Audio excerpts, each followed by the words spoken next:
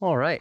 It is a beautiful, warm, sunny day in Scotland. I'm in a t-shirt, walking right next to a wheat field with Nora, and it is just a really beautiful day. It's the sort of day that makes you really appreciate living in Scotland in the summer. So our guest today is Dr. Nikita Rowley. She's a chartered psychologist and a researcher at Coventry University. I really wanted to get Dr. Rowley on because she has a lot of expertise in a lot of topics that we like to think about at Wild Strong. So she has a lot of experience working with behavior change and how can we get people to actually start moving and exercising. She has a lot of experience evaluating different exercise referral schemes and other ways and other pathways that we can get people moving. And I think she's a really good guest because she's very comfortable thinking at different levels. So she can think at the individual level, how do we get individuals to start moving? But she's also capable of looking at like a system and a community level and also a national level. Because I think one thing we found over the last few years is telling individuals they need to go to the gym probably isn't going to work on a large scale. So what other options do we have? How can we get people to start moving? How can we create those opportunities so people can start moving? And how can we do it in a way that takes the impetus off the individual and actually creates different ways for different people to move meaningfully? And Nikita speaks about this really confidently, I think. She has a lot of good anecdotes and stories of working at these different levels. That's one of the reasons I wanted to get her on, because I know that she's got a lot of hands-on experience. And then we talk about lots of other things as well. She has this nice idea of how practitioners really need a toolkit so they don't feel like they just need to refer people to the gym. And then we also talk about some of the tensions between the for-profit fitness industry and perhaps the needs of the population and how we can find ways to work across different sectors. So I thought this was a good interview, and I think there's a lot of useful information in here and a lot of perspective. So I hope you enjoy it. How to stand on shifting sand. How to bend but stay intact. Okay, I'm here today with Dr. Nikita Rowley, a chartered psychologist. And Nikita is someone we've wanted to get on for a while. She's done lots of great research on physical activity and behavior change and really just all the things that we're interested in. So, Dr. Rowley, thank you very much for coming on. I appreciate it. No, thank you for asking me. It's an absolute pleasure to be here. I'll start off with the question I ask everyone. So, who are you and how'd you get here? Thank you. So, yes, as Andrew said, I am Dr. Nikita Rowley, a chartered psychologist. I'm based at Coventry University and I have a few different job titles there. So, course director for sport and exercise psychology undergrad course. As well as that, I am a researcher. My area of research is in physical activity, exercise, and health, with a focus on behavior change, more specifically, health behavior change. I guess we can get right into it because you mentioned that you have a focus on behavior change. So I'm just going to go ahead and ask you right now. When people talk about behavior change, especially at the level that you do, what does that mean? What do we mean when we talk about behavioral change with emphasis on health? Behavior change typically is a process of modifying or replacing or adopting actions or habits, or even changing your attitude to improve health, well-being, and social outcomes. So, for example, that could be an individual who isn't very active and they want to start being a little bit more active. It's really focusing on the behaviors of being active. So, it's not just thinking about intention. You may have the intention to change a behavior or do something, but you don't always enact that behavior. So that would be known as the intention behavior gap. When we focus on behavior change, it is bridging that gap between intention and behavior. So if you want to be physically active, we actually look at the practical steps it takes for you to actually go out and walk or go to the gym or do a home-based exercise program. So it's really about bridging your intentions to the actual behavior, that desired behavior that you are wanting to achieve. That's a really good distinction. I know Susan Mickey, who helped with ComB, she Yeah. has this great quote, which is really simple. It's behavior is what you actually do, not what you intend to do. And that's so important, I think, especially when we're talking about trying to just get people out and Mhm. move. So, you've done a lot of research over time, and I think there's some clear through lines in your research. But I was just wondering if you could talk a little bit about the research you've done in the past, especially what questions were you asking early in your research, and then how has that evolved over time? Yeah, sure. So I've always had a passion or an interest in exercise referral. And this started sort of after leaving secondary school when I was on a work placement within an exercise referral scheme. And witnessing the benefits it had for patients at the time, I was just so intrigued by it. So sort of moving through to my undergrad, my MSc, and then my PhD, I was always working in the world of exercise referral, looking at how we can make physical activity and exercise more sustainable for people. How can we continue to build their confidence? How can we keep it building their sort of health outcomes and making them sort of feeling fitter, feeling more positive? Another aspect of my PhD was looking at the effectiveness of exercise referral. So, really breaking it down and seeing how effective it is for the individuals that were referred to these schemes. And okay, I might have had a little bit of a bias at the time because I'd worked in exercise referral. I'd seen firsthand some of the benefits that it was having for patients referred onto these programs. But looking at the data, it wasn't really showing that the schemes were in reality really effective. So, for example, we had looked at physical activity levels through the International Physical Activity Questionnaire, the IPAC, and it did show some meaningful change that we were increasing physical activity levels. But when we actually looked at the data at the before they'd even taken part in the exercise referral, what we found was that people that were being referred were on average moderately active anyway. So then that got me thinking, is it that certain people are seeking out a referral who are already interested in physical activity? They want to go to their local gym and be more active and have provision through exercise prescriptions or programs. But what about those people that are not being referred onto schemes? Are they the people that we should be targeting? So the people that, if we look at it from a stages of change perspective, they're in the pre-contemplation stage where they're not even thinking about being physically active. It's not on their radar to be active. They don't think it will be beneficial to them. Those are the people that we want to target. So yeah, the research did find that people were already moderately active, and we were seeing improvements in physical activity levels. But then it's thinking about, well, how are we targeting the individuals that are not seeking out a referral or their GP isn't referring them to a physical activity prescription? And then with that, as I moved through my PhD and post PhD, one of the recommendations I did set within my PhD thesis was that exercise referral, it needs to be broadened out. We need to have a toolkit of options for people. So not everyone is going to want to go into a gym. They may not be familiar in that setting. They feel a bit intimidated. They're scared to go into that environment. And even with people that didn't have a good experience at school in PE, in physical education, that can sort of still be there as people grow up and they don't think that being in a gym environment is for them. So, making sure that there are opportunities to be active at home through home based programs, community interventions, it could be local walking groups. So, really focusing on developing a toolkit of different options which allow people to be active that focus on preference. So, not just reason for referral, but what they would like to do, because I think that's very much a big part of it. Somebody isn't going to take part in an intervention if they don't enjoy it.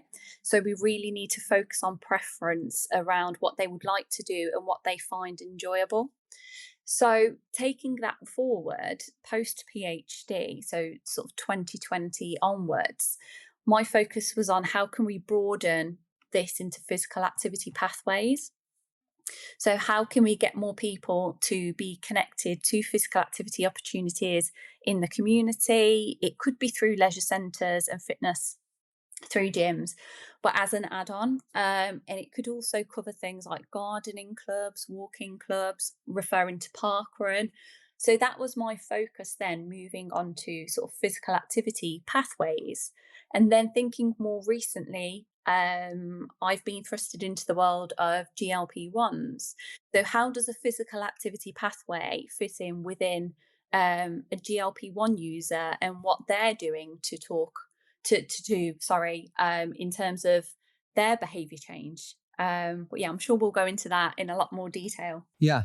You brought up lots of good points and took a few notes for things that I just wanted to follow up on. The first one's pretty straightforward, but just for anyone in the audience who aren't familiar with the stages of change model or framework, could you just kind of walk us through those different stages and sort of contextualize them a little bit, please? Yes, so this is a framework that I regularly talk about to students, to people that I'm working with. Stages of change. So you begin with the pre contemplation stage.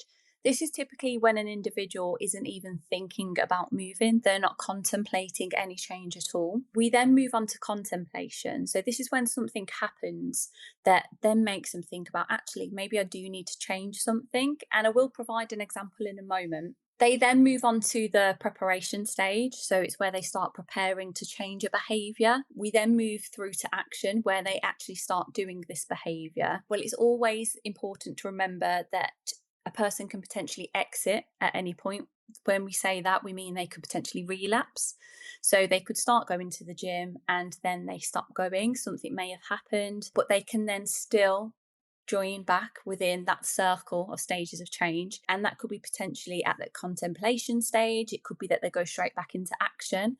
But then after that, we move into maintenance. So this is when someone's been doing a behavior for a longer period of time. Now, there's lots of different theories and thoughts around how long does it take someone to develop a habit. I know that there's been conversations around 21 days, 3 months, 6 months. I think for anyone to develop a habit, it is very much individualized to that individual. So once they get into maintenance, we generally think that they would then continue that behavior moving forward. What you do find is it's not easy for everyone to just start a new behavior, especially if they're new to it. They may not have that education in terms of what they need to do. So it can be a very uneasy time for an individual. And what we find is with people who have had a cardiac event happen, they get very scared about pushing themselves too much. They think that if they increase their heart rate too much, it could then lead to another heart attack. So it's very much about removing that fear of an event happening again and trying to build confidence as much as it is building their physical activity levels. So, yes, that would then obviously move into the maintenance stage of the stages of change if they were to continue doing that. But for some people, life gets in the way. They may not be able to attend a gym session. They're not feeling very well. That could then lead to multiple sessions being missed. And then that would be categorized as relapsing or exiting.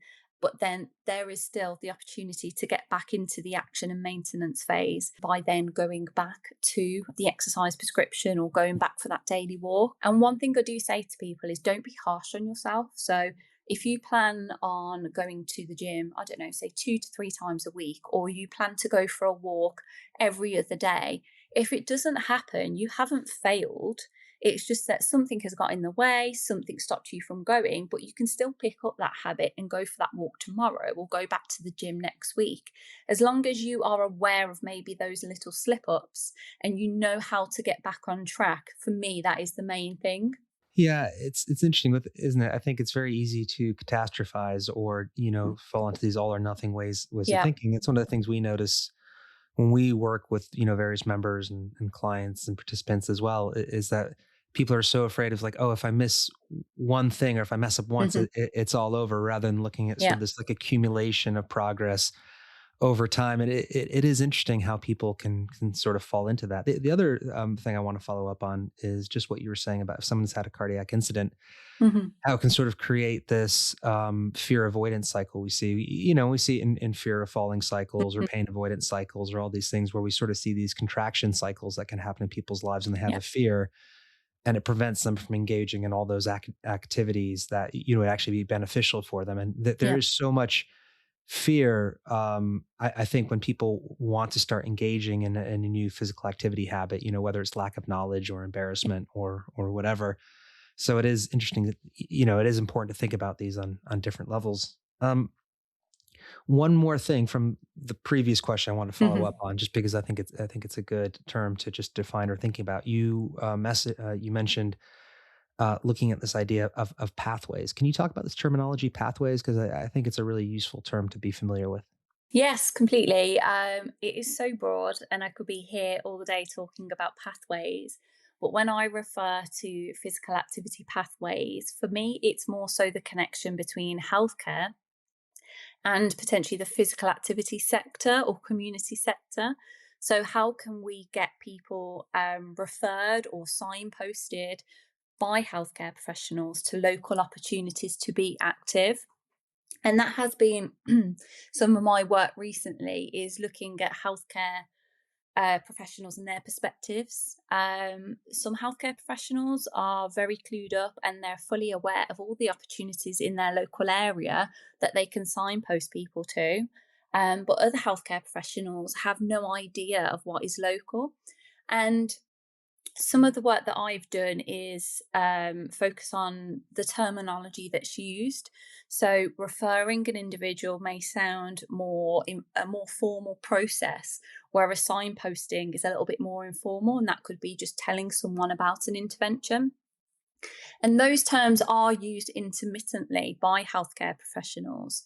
So, I do think that we need to clearly define that. But I think the hardest challenge is we know healthcare professionals are always so busy. Their workloads are huge. And if we're asking healthcare professionals to add something else to their workload, will it actually be done in reality? So for me, it is about educating or providing healthcare professionals with these opportunities locally that they can signpost or refer people to. But then if we think of it like that, whose responsibility is that? And from some of the work that I've done, healthcare professionals think it's the responsibility of the fitness industry or the physical activity providers, whereas some of the physical activity providers think it's the responsibility of the healthcare professionals or people that work within the local GP surgery to source those connections. So I do think that we are slightly misaligned between healthcare and physical activity opportunities. I think it's worth continuing talking about this idea of misalignment, not even directly opposed, but just this idea of misalignment. And I think there's lots of different ways that we can take this. But one of the things I wanted to talk about, might as well get to it, is just sometimes there is a division between what I might call, I don't know, the private fitness sector and healthcare systems, or maybe more of a public health level physical activity endeavors and things like that. So I think it's worth talking about the fitness industry and how it can effectively fit within the lens of healthcare and public health and things like that. So what do you think are the current limitations of the assumptions in the fitness industry and the messaging? And I acknowledge that's a big question, because we can talk about Instagram and we can talk about gym brands and things like that. But from your perspective, if I throw that in your direction, okay, I'll let you take that whatever way you want to, and then we can talk about that. Gosh, that is such a big question. Yeah, it I is. agree. I think there's lots of different things we could pull out in terms of discussing that. I think a lot of it is around funding. So we have the big gyms, the big corporations, in terms of what they offer, they're very much around profit. So getting as many people in, there may be low cost gym memberships, but there's not really that human element to it. So some people can go to the gym, they'll type their code in to get through the door, and then they won't see anyone. They'll go do their activity and that's it. That is fine for that audience who are able to go and independently work out. But what about people that don't know what they're doing? So I do think there are issues there. I think if we were trying to align some of these big gym companies with healthcare, I think there's lots of issues. Obviously, if we're looking at healthcare's professional perspective, they need to have trust in who they're referring to. Because if they're endorsing or referring to something, they need to know that firstly, it's safe for that individual to be physically active, that they feel supported and given potentially a program that they need to follow, whether that's supervised, unsupervised. So, yeah, I do think that that is a big issue there. I think it's quite difficult because there's so many different opportunities that are out there for people to be active in different ways at different levels. Um, there are activities that are free, and for example, parkrun, it's just getting bigger and bigger. We've seen that now it's over in the US. That is a brilliant intervention that is run by volunteers. But again, that's not for everybody. It's okay saying a healthcare professional saying, "Oh, there's a free opportunity every Saturday morning at your local park. It's called Park Run." Just thinking of that word, park run, that alone could put people off. Even though you don't have to run, you can walk. It can still be very intimidating to think I'm going to be at a park with hundreds of people who are all runners, and then I'm just going to be walking behind. So for me, it's not about recreating interventions. And I think it's about looking at what is available and looking at best practice.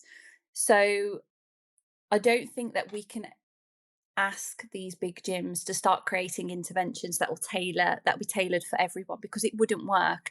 It doesn't fit with what they need to do. If they're very much about profit and numbers, then that is their focus. But there are other organizations where they are focusing on an individual at an individual level, where how can we better support them?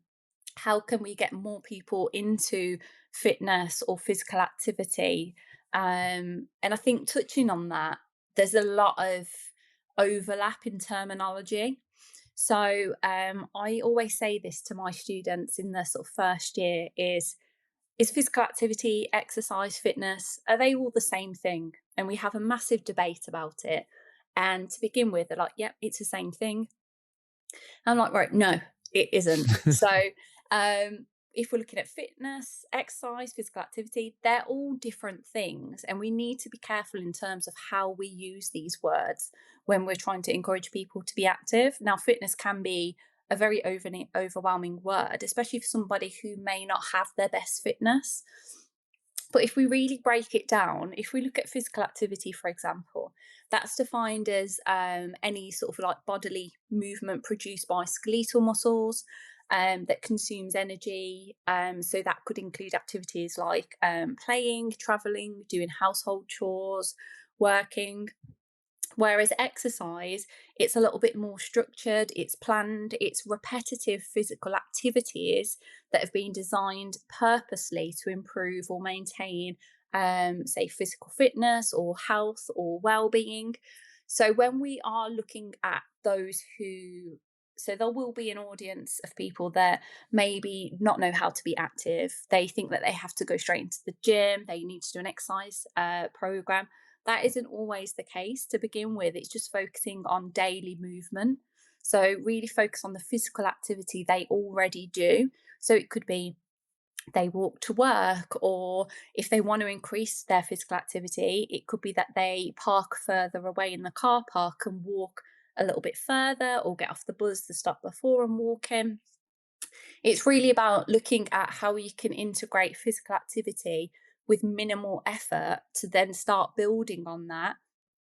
Then that, with time, you can then build into an exercise prescription or an exercise program, or it could be just another type of intervention that's in the community. Sometimes, I see these debates online on LinkedIn and places like that. And I also think, I suspect that perhaps there's slightly different definitions amongst different research pockets and also across the states. And just from your model, so for me, and you can correct me as you see it, but for me, I've always thought of physical activity as a sort of umbrella category. And for me, I would say that exercise would fall under physical activity as one example of physical activity. But now I realize not everyone sees it that way. So would you see exercise as a specific deliberate thing, or is it possible that in your definition, exercise could fit under physical activity? Yeah, I do think that exercise does fit under physical Okay. activity. For me, it's a number of physical activities put together with the purpose of focusing on improving health or improving fitness. I think there are a lot of terms that would fit under that physical activity umbrella. Movement as well. Hmm. That's another term that sometimes is underused, Yeah. where we do focus on just get people moving more rather than that focus on exercise. So yeah, they are used intermittently by different people or different professionals, and there is research out there that clearly defines what they are in that umbrella term. But yeah, they do have different meanings to different people. Yeah, I guess there's a couple different ways we could take this because there's a few threads on here. One thing that I have noticed, and I guess I should say that we, at Wild Strong, we generally do not use the word exercise or fitness, just because, like you said, it is so loaded; it can have a lot of baggage. So we'll focus on things like movement. That's a big one. Physical activity. Play, things like that. That being said, we do have a few programs that are more traditional, prescriptive, deliberate exercise as well. So we will use it. But sometimes I remember there's one. This was probably about 6 months ago, and it was going around LinkedIn, and someone had obviously typed something to Chat GPT just to make a univariate, a sort of continuum of physical activity on one side, and it kind of had that generic AI art of just somebody walking and smiling, and then the continuum went all the way over to exercise, which was somebody doing a sort of a back squat, back-loaded barbell back squat, and this sort of idea that is on the same continuum, and exercise was just more or better. Whereas for me it always seems, obviously, well, it's a tool for a job. You need to kind of think about what's the why, what's the appropriate, what are the limitations, what are the motivations, what are the opportunities, and things like that. And I guess at this point it's probably worth asking about, sometimes people on LinkedIn do seem to be talking past each other. Not just LinkedIn. That's just an arena and where you see people arguing. And I think sometimes perhaps people fail to distinguish, I think, maybe the difference of, looking at things through a behavioral lens versus a physiological lens, or perhaps this idea of optimization. What's your take on that? Yeah, no, I agree. There are lots of conversations on social media, LinkedIn, looking at that.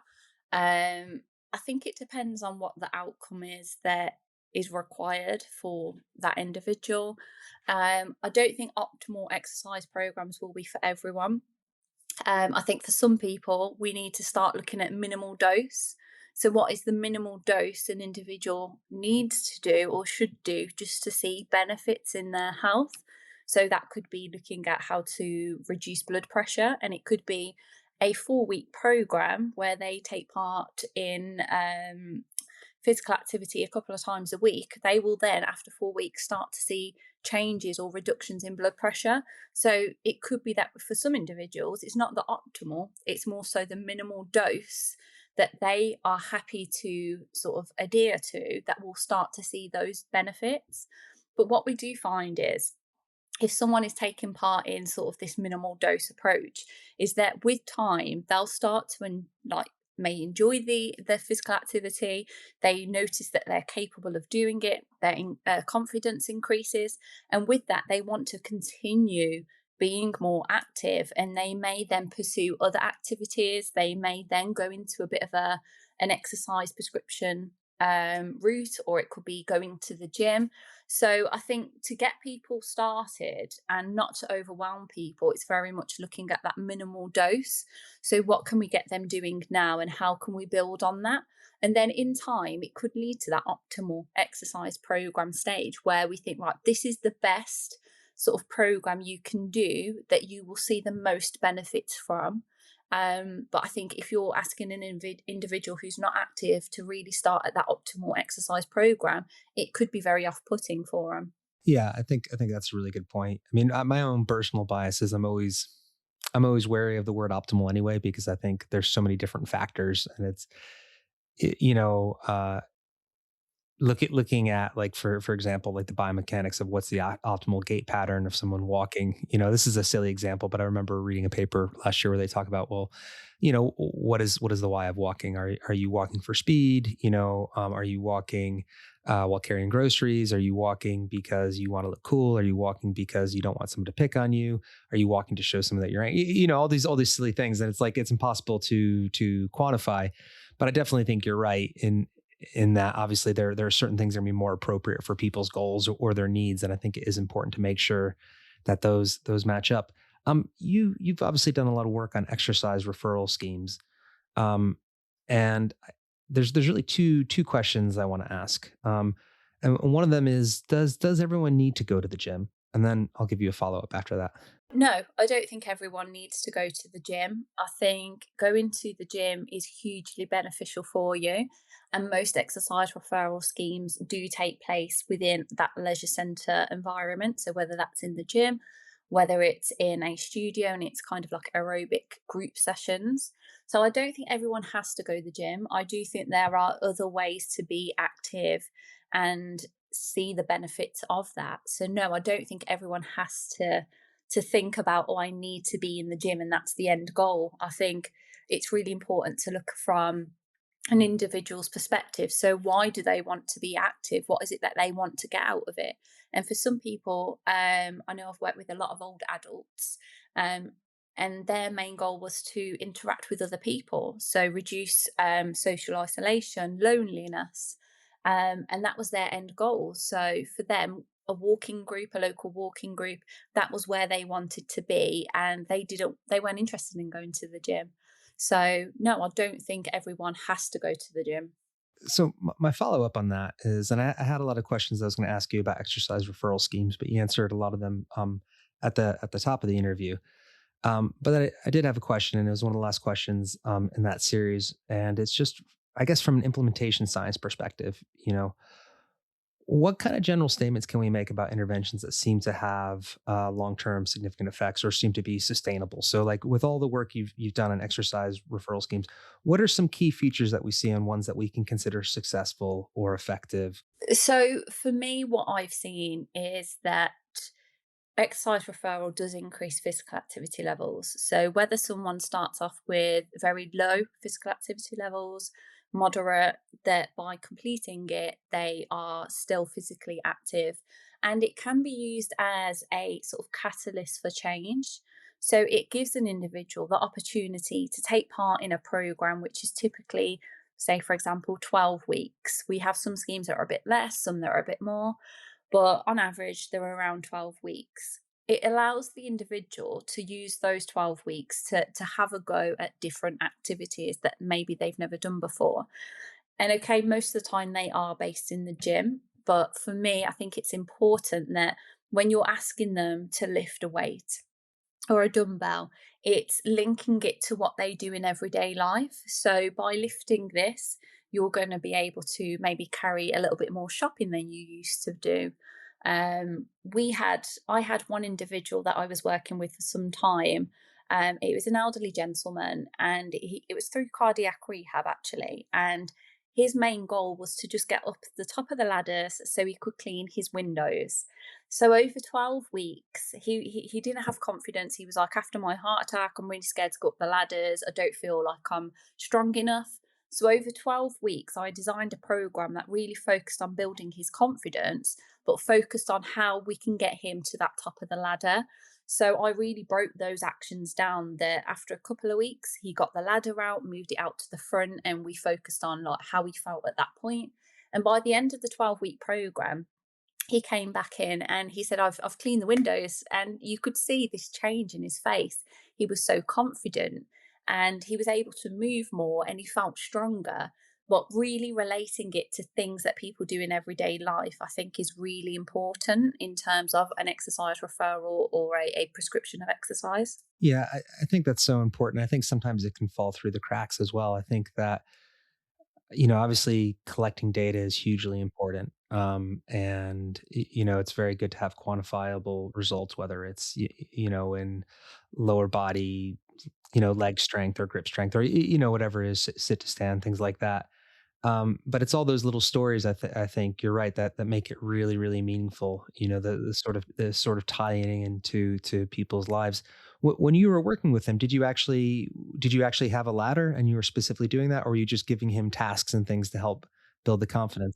So we were doing tasks. We didn't actually have a ladder, but we was doing a lot around visualization Yeah, and thinking about how he felt. And he would only move on to the next task if he felt comfortable doing so. yeah. But no, we were thinking about different exercises that would replicate certain movements that he would do, such as lifting or bending down to pick up the ladder.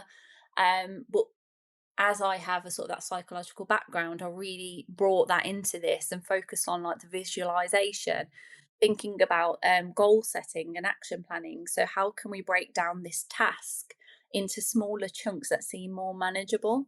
I'd like to talk about that a little more because my background when I used to do strength and conditioning was a CSCS in America. So we'd work with athletes and we would always start with everything from a needs analysis. So what I mean, if I was working with a football player or a baseball player, I'd look at the energy systems, the movement, the muscular systems, the need for whatever force production, stuff like that. And I think that bias has stuck with me for a long time, even when I went back and retrained in public health and everything. I think sometimes I do have a tendency to focus too much on the physiological. And a lot of my work, in the last few years has been me trying to overcome that.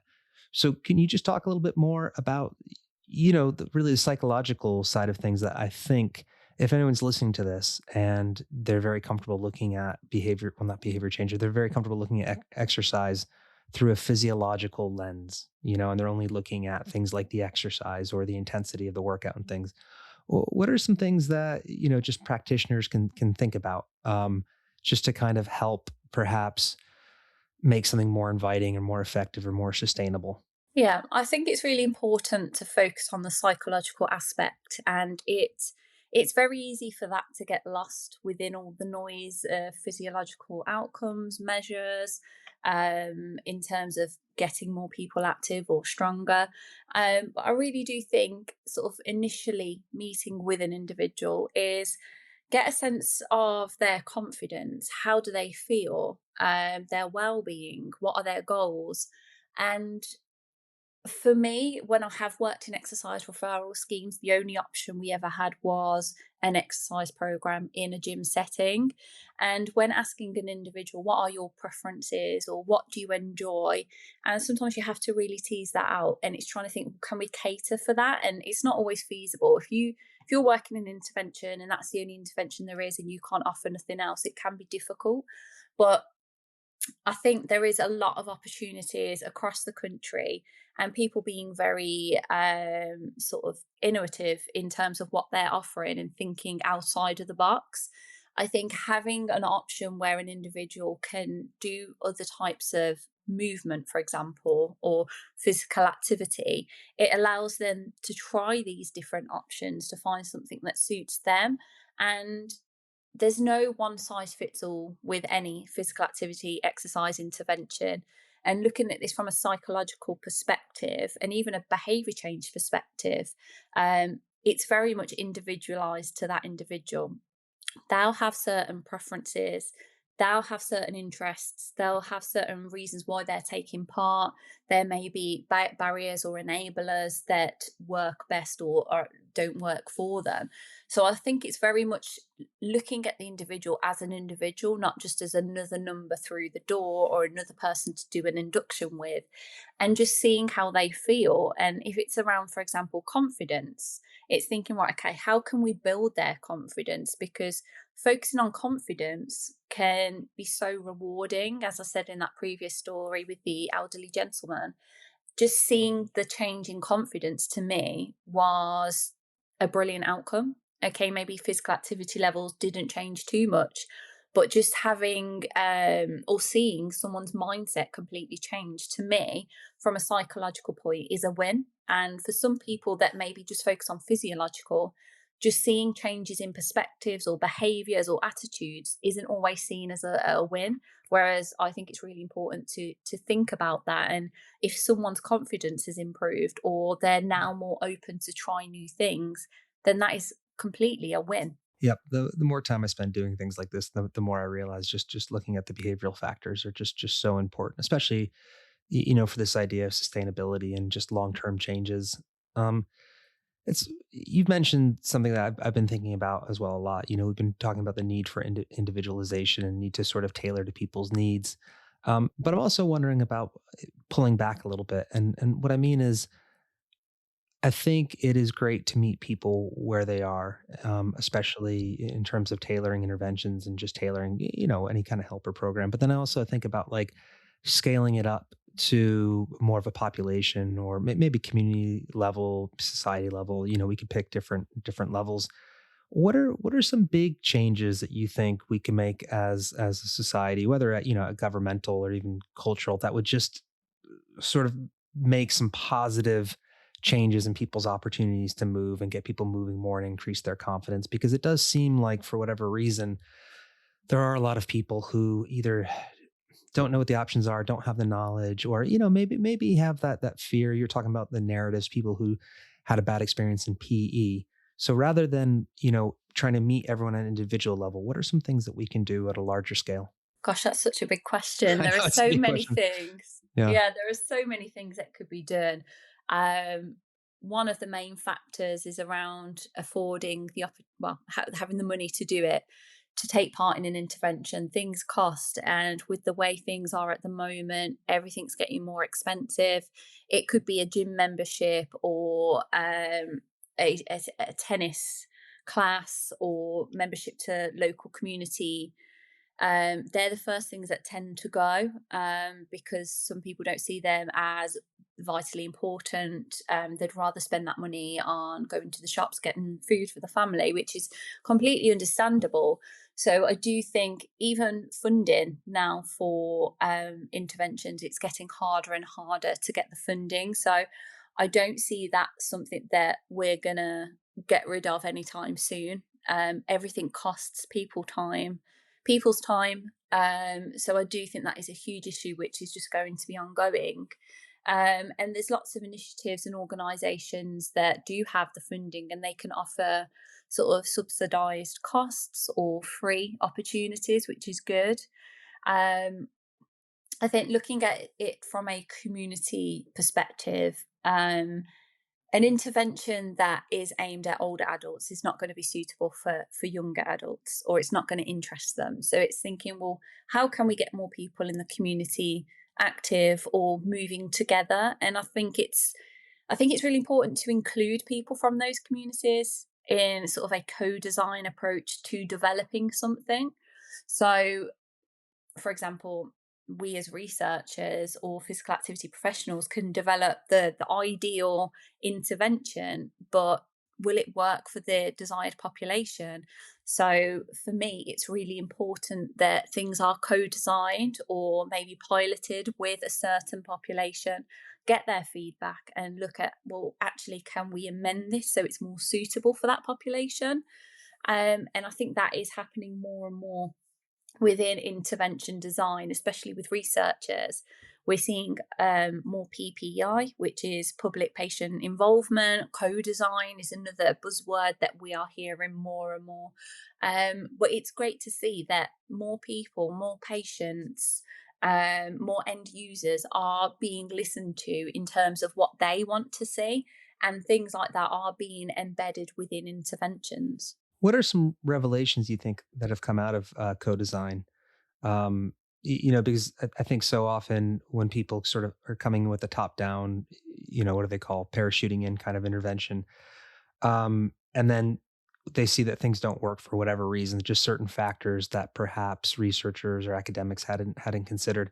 So, what are some of these things that emerge when we co-design? Are there any interesting examples that you've seen have popped up of just sort of revealing factors that perhaps hadn't been considered in the past? Yeah, it's something that I think has been highlighted more recently in recent years. Is if you're designing materials or home-based exercise videos, for example, it's making sure that the target audience are in those advertising materials. For example, one of my PhD students in the past was designing home-based exercise programs for people living with overweight and obesity.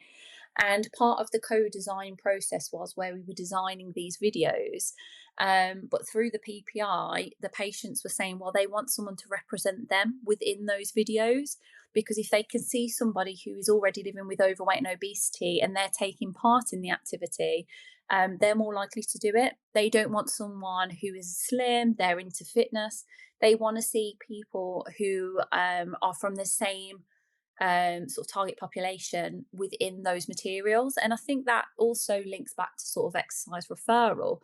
That in the past, a lot of the materials that advertise exercise referral is an elderly white person with a young personal trainer, which isn't always representative of different populations. So it's about really making sure that your target audience are actually included not only in the co-design process, but any marketing materials that are being used to target that population.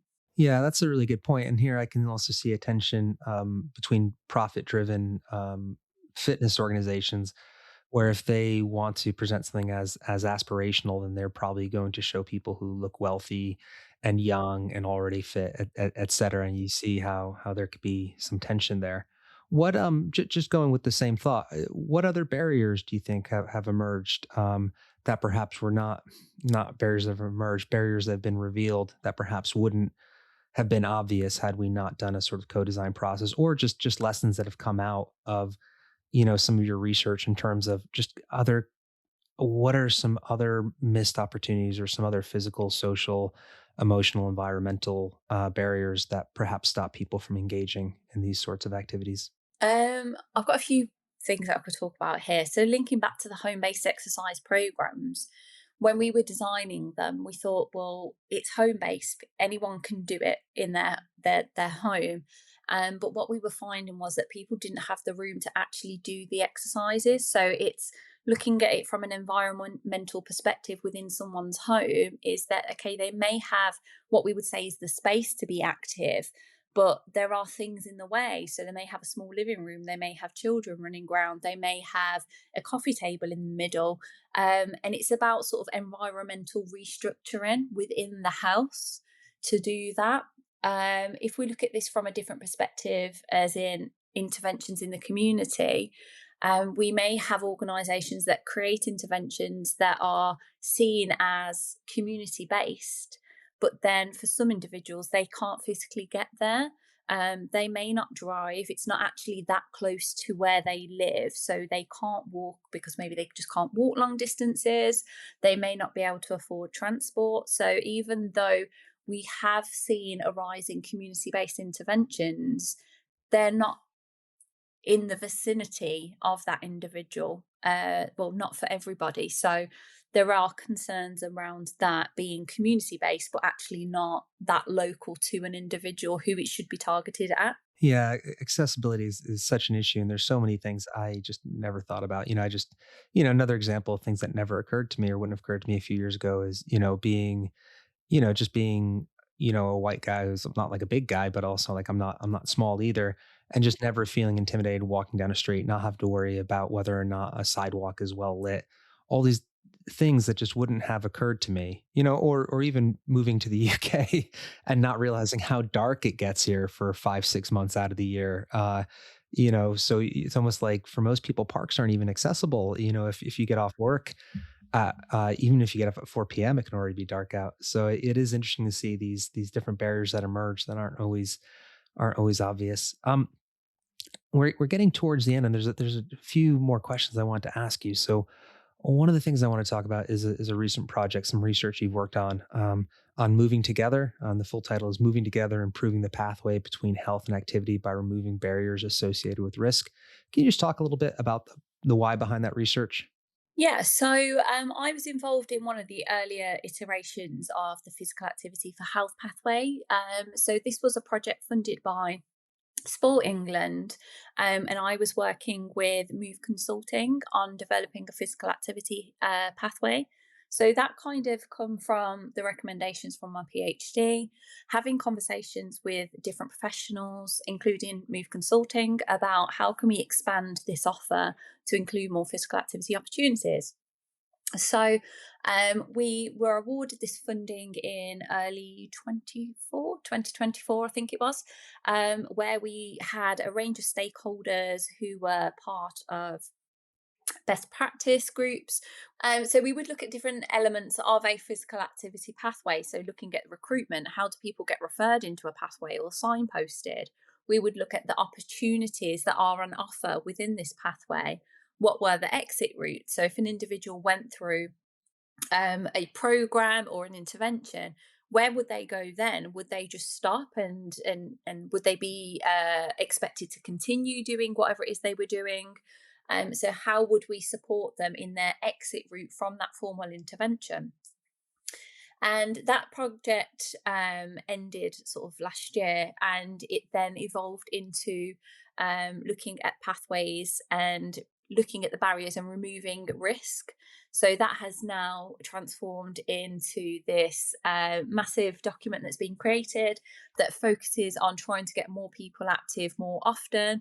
and focusing on those who may think that they're at higher risk, or if healthcare professionals think they're at risk, how can we still get them moving and active? So looking beyond that and looking at how the benefits outweigh the risks. That's perfect. That's exactly what my follow-up question was going to be. So, well done. Yeah, the version of the report that I read that we were just talking about, they also mentioned this consensus statement, this conception of risk, benefits outweigh the risk. Just looking at risk of physical activity for people living with long-term conditions, and that was going to be my next question anyway. So I really want to talk about this idea of risk. This concept of risk, and you alluded to it earlier when you were talking about people who in the past have had cardiac issues, incidents, and are afraid that exercise could create acute issue. But I just really want to talk about risk and balancing it out and making sense of it. And that's probably where we'll finish off today, because I think that's an important and powerful concept for people to consider. I think for people who um, are not familiar with being physically active or with exercise, it can be very daunting to ask them to start moving more, especially if they've got health conditions or multiple health conditions. They may think that if they've got high blood pressure, that being more active is going to increase their blood pressure. So there are certain individuals who would be classed as like contraindications to exercise, people that need to have medical clearance. But for the majority of people, it's just about looking at what they currently do and trying to build in a bit of activity every day. So if there's an individual who has multiple health conditions and they're not currently active, they're very sedentary. It's just thinking about, oh, okay, let's have a look at what you do on a daily basis. Is there any way that we can implement small bouts of movement, whether that's chair based exercises, whether it's going to do 10 sit to stands throughout the day, maybe doing a bit of housework or gardening? These all add up sort of in terms of physical activity. So for me, it's about focusing on this from a psychological perspective as well, especially around that fear of potentially doing more harm than good. And I've heard that quite a lot from people that I've worked with who have been scared to move. They think that they're going to do more harm than good. So they'd rather stay away from exercise, physical activity, and movement. But I do think there is a bit more of a cultural shift now that we are focusing on something is better than nothing. And we see that in national guidelines that they should encourage people to do a little something rather than not doing anything at all. And I think that links back to that all or nothing mindset as well.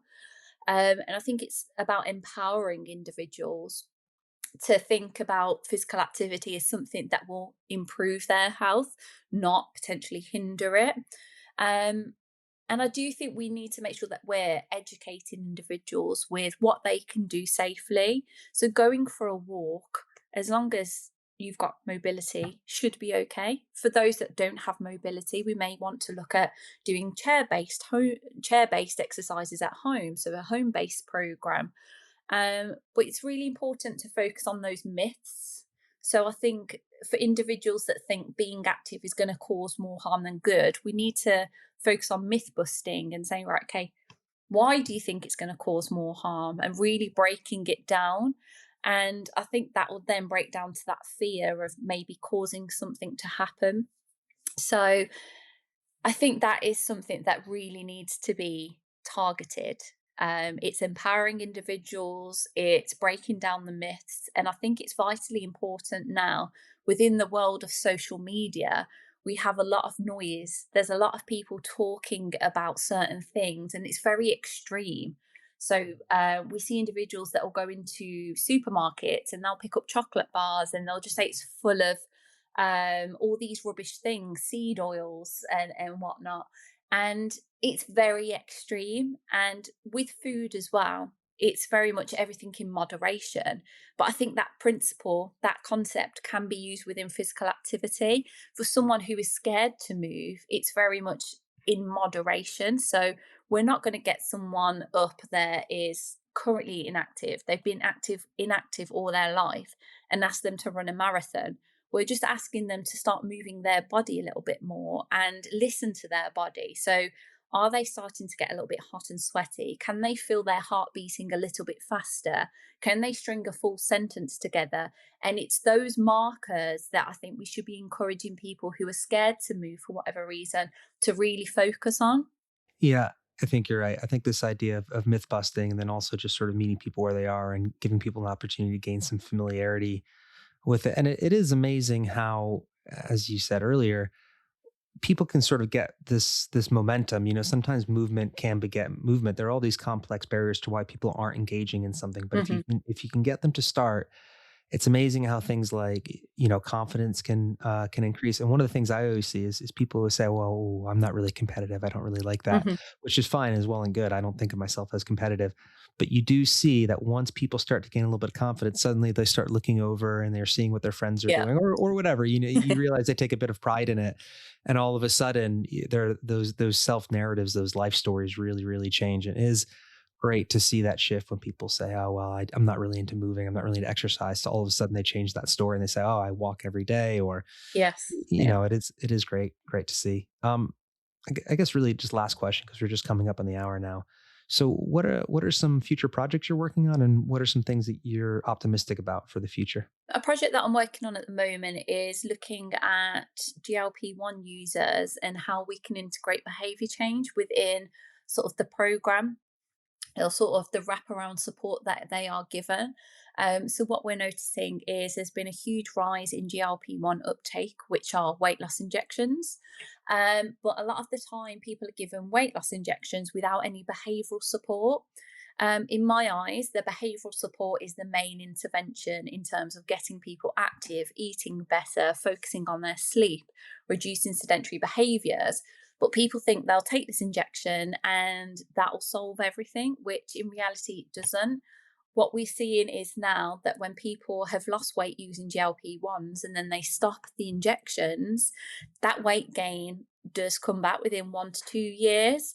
So for me, it's very much around changing perspectives around GLP-1s and that they could be potentially used as a catalyst for change, but it's the behavior change aspect which is going to sustain that weight loss.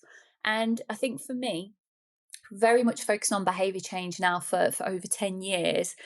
We've still been saying this all this time. We've been saying the same messages. We want people to be active. We want people to focus on what they're eating, reducing ultra processed foods, reducing sedentary behaviors. But what we're seeing now is there's complete change in systems around GLP-1s. So organizations, supermarkets, they're tailoring to GLP-1 users because there's just been an influx of people using these injections. So for me, can we use this as a starting point to really start seeing people focus on lifestyle? So the people that probably were inactive before, they weren't focusing on how they can improve lifestyle habits, that now we can see that they are making a change. But I think it's really important to encourage people or people that are thinking about GLP-1s that this isn't a lifetime intervention. It's something that may help you start your weight loss journey, but you really do need to focus on how we can get more active so you can then maintain the weight that's lost. And I think, yes, over the last year or so, we've seen this huge rise in GLP-1s, and now there are different versions or variations of the drugs and medications. Currently, sort of in injection form, but we're going to see them in tablet form soon. And I think that'll open up to a lot of people who maybe have a fear of needles. So I think if used correctly, they have huge benefits for individuals, especially people that have been diagnosed with severe obesity or overweight that haven't been able to move, that using these medications can now allow them to have that mobility to move. But the long term goal needs to be around sustainability and a real focus on lifestyle change. I think your framing of using them as catalysts for change, I think is huge. I think that's exactly right, because I know people can get so despaired at the beginning, feeling it's so hard, so insurmountable to Mm. make change, or to see physical changes in their body. Especially to help people if they are obese and they have mobility issues. So the idea of them being a catalyst that can make other things possible and make future behavior change possible, I think that's a great framing. I just feel like that's a very proactive and long-term way to look at it. So I hope that is the prevailing narrative that comes out of these as we develop, Yeah. newer variations of them. All right, Dr. Nikita Rowley, thanks so much for your time. I really appreciate it. No worries. Thank you so much for asking me to join you today. Night. It's a daily exercise. It's a daily exercise. It's a daily exercise. Okay, so that was my interview with Dr. Nikita Rowley. Hope you enjoyed it. There was a few parts in that interview that really stuck with me. I really liked her emphasis on building confidence and how really just building confidence so people can go out and move in the world might be one of the most important metrics and is often probably underrepresented in a lot of the research. I really liked her story about the gentleman who wanted to train so he could climb and get up and down a ladder. It's amazing how often getting up and down ladders comes up in our conversations with our clients and our community members. And again, it just highlights that importance of having meaningful activities or having meaningful goals that are anchored in your everyday life. So for a lot of people, climbing up and down a ladder might not seem like a big thing, but actually in terms of agency and whether it's, living by yourself or in a family or whatever, just feeling like you can still participate in the daily activities that are important to you. I really like that. I also thought she spoke well on the difference between maybe public health initiatives and private gym models and how the two can work together. Yeah, I just thought it was a nice interview. So I hope you enjoyed it. If you did enjoy it, please do leave us a review wherever you listen to podcasts. And if you leave a comment as well, we always really like reading them. We do appreciate that. All right. Have a nice day.